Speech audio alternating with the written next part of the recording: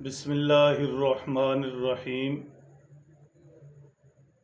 16 اگست 2024 کی سپہر میرے والد گرامی حاجی محمد اسلم صاحب رحمۃ اللہ تعالی علیہ چند سال کی علالت کے بعد اللہ جل شانہ کو پیارے ہو گئے۔ انا للہ و انا الیہ راجعون۔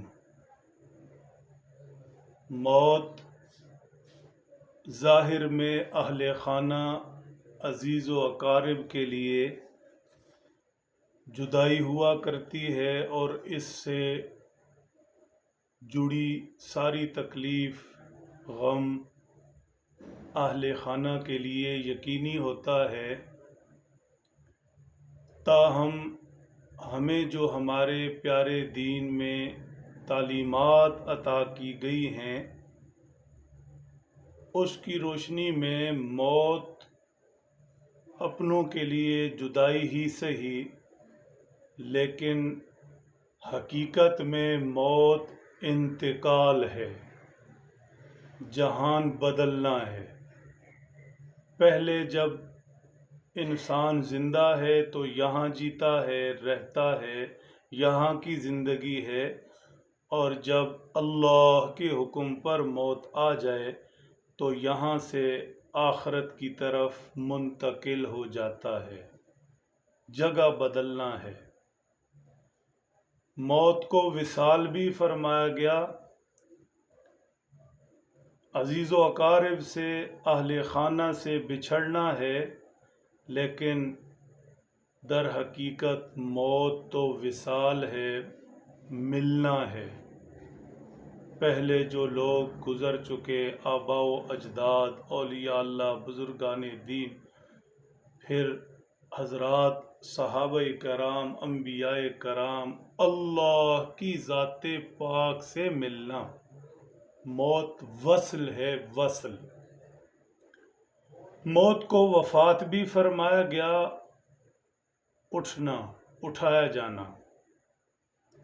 اللہ جل شانہ اپنے بندوں کو جب چاہتے ہیں اس دنیا سے اٹھا لیتے ہیں اور آخرت کی طرف منتقل فرما لیتے ہیں۔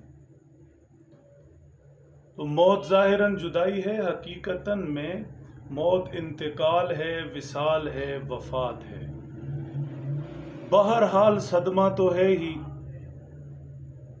صدمہ تو ہے ہی، لیکن اس صدمے میں بھی اللہ جل شانہ نے اجر رکھا ہے۔ ارشاد فرمایا وَلَنَبْلُوَنَّكُمْ بِشَيْءٍ مِّنَ الْخَوْفِ وَالْجُوعِ وَنَقْصٍ مِّنَ الْأَمْوَالِ وَالْأَنفُسِ وَالثَّمَرَاتِ وَبَشِّرِ الصَّابِرِينَ۔ ہم تمہیں آزمائیں گے، اور ضرور آزمائیں گے، کسی بھی چیز کا، دشمن کا، بیماری کا خوف دے کر، مال و جان میں نقصان دے کر۔ ایسے موقع پر جو تکلیف پہنچے، جو صدمہ پہنچے، اس پر جو صبر کرے گا، اللہ جل شانہ کی طرف سے اس کے لیے بشارت ہے، خوشخبری ہے۔ صبر کرنے والے کون ہوتے ہیں؟ فرمایا الذین اذا اصابتہم مصیبہ، صبر والے وہ لوگ ہوتے ہیں جنہیں مصیبت پہنچے، قالوا انا للہ، وہ کہتے ہیں ہم اللہ کے ہیں، وَإِنَّا إِلَيْهِ راجعون، اور ہم نے اللہ کی طرف واپس جانا ہے۔ جب سب اللہ کے ہیں اور سب کچھ اللہ کا، اور سبھی نے اللہ کی طرف جانا ہے، تو پھر اللہ کے حکم کو ماننے کے سوا چارہ کیا ہے؟ اجر کیا ہے؟ فرمایا اولئک علیہم صلوات من ربہم ورحمہ واولئک هم المہتدون۔ ایسے صبر کرنے والوں پر صدمات میں، تکالیف میں، پریشانیوں میں، حالات کے آنے میں جو صبر کرتے ہیں، اللہ کی ان پر رحمتیں ہیں۔ خداوند قدوس ایسوں پر مہربان ہوتے ہیں، اور مصیبت، پریشانی، مشکلات میں صبر والے ہی ہدایت پانے والے ہیں۔ موت ایک بزرگ تعزیت کے لیے تشریف لائے تو بڑی پیاری بات فرمائی کہ ایک موت پورے جہان والوں کے لیے اللہ کی رحمت اور مغفرت کا ذریعہ بن سکتی ہے۔ فرمایا ہم چوتھی تکبیر میں جو دعا پڑھتے ہیں اس پر غور کریں، اللہم اغفر لحینا، دنیا سے جانے والا ایک ہے، لیکن ہر جنازہ پڑھنے والا دعا میں پوری انسانیت سب زندوں کے لیے مغفرت کی دعا مانگ رہا ہے۔ تو ایک دنیا سے جانے والا جتنے زندہ ہیں سب کی مغفرت کا ذریعہ بن سکتا ہے۔ وہ میتنا، اور دنیا سے جتنے رخصت ہوئے سب کی بخشش فرما دیجئے۔ ایک دنیا سے جانے والا اپنے سے پہلے سب دنیا سے جانے والوں کی مغفرت بخشش کا ذریعہ بن سکتا ہے۔ وشاہدنا وغائبنا وصغیرنا وکبیرنا وذکرنا وانثانا، موجود بھی غیر موجود بھی، چھوٹے بھی بڑے بھی، مرد بھی عورتیں بھی، سب کے لیے مغفرت کی دعا ہے۔ تو جانے والا دنیا سے ایک ہے، جنازہ ایک کا پڑھا جا رہا ہے، لیکن مغفرت سب کے لیے مانگی جا رہی ہے۔ پھر اگلی دعا کیسی ہے؟ اللہم من احییتہ منا فاحیی علی الاسلام، جتنے زندہ ہیں اللہ انہیں اسلام پر زندہ رکھیں۔ تو ایک دنیا سے جانے والے کی دعائے مغفرت ہو رہی ہے، لیکن سب کے لیے جتنے زندہ ہیں اسلام کی دعا کی جا رہی ہے، ایمان کی دعا۔ ومن توفیتہ منا فتوفہ علی الایمان، اور جتنے دنیا سے رخصت ہوئے اللہ جن کو بھی آپ موت دے ایمان پر موت دیں۔ تو اندازہ فرمائیے کہ ایک دنیا سے جانے والا، اس کے لیے نماز جنازہ پڑھی جا رہی ہے، دعا کی جا رہی ہے، لیکن پوری انسانیت اس دعا کے حصار میں آ رہی ہے۔ تو موت صدمہ ہے، اہل خانہ کے لیے دکھ ہے، پریشانی ہے، رونا ہے، بے اختیار نکلنے والے آنسو ہیں، لیکن موت وصال ہے، انتقال ہے، موت وفات ہے، موت پہلوں سے ملنا ہے۔ پھر موت تو پل ہے جو محبوب کو محبوب سے ملاتا ہے۔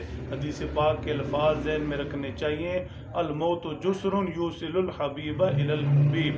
پھر موت سب کے لیے مغفرت کا، موت زندوں مردوں، چھوٹوں بڑوں، مردوں عورتوں کے لیے مغفرت کا ذریعہ بن سکتی ہے۔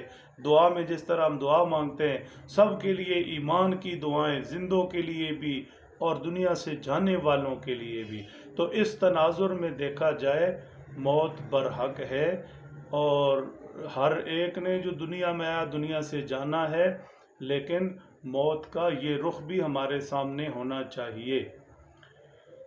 ہمارے والد گرامی علیہ الرحمہ دیہاتی سے بزرگ تھے، زیادہ پڑھے لکھے نہیں تھے، لیکن کمال کی زندگی گزاری، عبادت، ریاضت، نوافل، فرض تو کیا ہی کہنے، اللہ نے حج و عمروں کی توفیق بھی بخشی، اور پھر دین والوں سے محبت۔ ان کی دین والوں سے محبت ان کی نیکی عبادت کی بنیاد تھی، اور اسی محبت کی وجہ سے اللہ نے ہم مسکینوں کو بھی دین سے، دین کی خدمت سے جوڑا، اللہ جوڑی رکھے۔ اور ان کی دین والوں سے محبت ہی کا نتیجہ ہے کہ ان کے نماز جنازہ میں، تعزیت کے لیے آنے والوں میں، جو نہیں پہنچ سکے ان میں بھی علماء، صلحاء، بزرگان دین، اولیاء اللہ اور بڑے بڑے مشائخ، اکابر بزرگ تشریف لائے۔ علاوہ ازیں ہمارے جماعتی دوست، ہمارے لاہور کے احباب، اور ہر طرف سے ایک آمد تھی اور تاحال جاری ہے۔ ان کے لیے دعائیں ہو رہی ہیں، ایصال ثواب ہو رہا ہے۔ جو دوست عمرہ پہ گئے وہاں ان کے لیے عمرہ ہو رہا ہے۔ ایک دوست نے فون کیا، حتیم میں 2 رکعت پڑھ کر ایصال ثواب کیا۔ تو اصل محبت یہی ہے۔ تعزیت مسنون ہے، جن بھائیوں نے تعزیت فرمائی، فون پر ملاقات کر کے تشریف لائے، ان کا شکریہ۔ سنت پر عمل کیا، انہیں بھی اجر، ہمیں بھی اجر، اور دنیا سے جانے والے کے لیے بھی اجر۔ اور جو بھائی رابطہ ممکن نہیں ہو سکا، دعائیں فرما رہے ہیں، ایصال ثواب کا اہتمام کر رہے ہیں، اللہ ان کو بھی جزائے خیر دیں۔ بس یہی التجا ہے. ہمارے والد صاحب دنیا سے رخصت ہوئے، اللہ ان کو اور جتنے اہل ایمان رخصت ہوئے سب کی قبروں کو اپنے نور سے روشن فرمائے، کامل مغفرت فرمائے، جنت الفردوس نصیب فرمائے. اللہ ہمیں ایمان والی زندگی اور کلمے والی موت نصیب فرمائے. دعاؤں کا اہتمام اور ایصال ثواب کا اہتمام جاری رکھیں. سب کے لیے، میرے والد گرامی کے لیے اللہ آپ کو بہت جزائے خیر نصیب فرمائے. السلام علیکم ورحمۃ اللہ.